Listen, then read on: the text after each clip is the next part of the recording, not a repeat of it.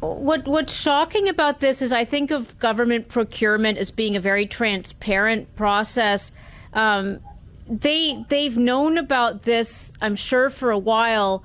Is there nothing they can do about it? Only one person has the parts.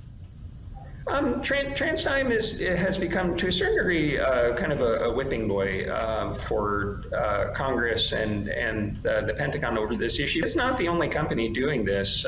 There have been other reviews by the Department of Defense's Inspector General that has found overcharging by a high number of defense contractors, including big names like Boeing and Lockheed Martin.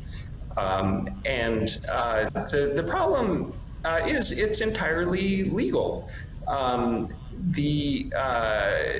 One defense that TransDigm has offered, and it's entirely true, is that they have not broken any laws in doing this.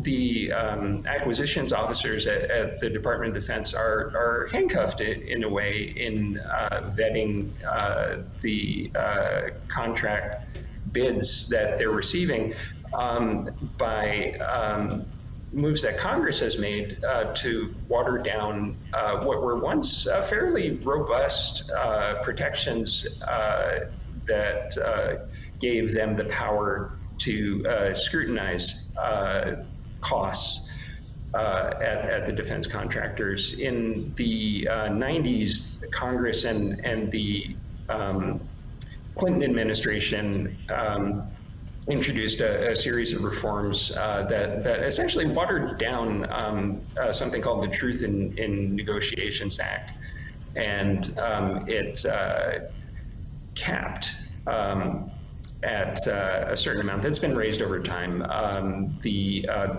amount in terms of contract value under which defense contractors didn't need to provide data showing the Defense Department what their costs were.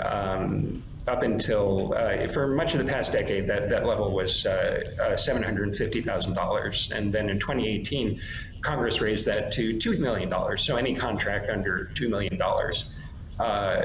defense contractors don't have to they have free reign. Data. Yeah. It's interesting.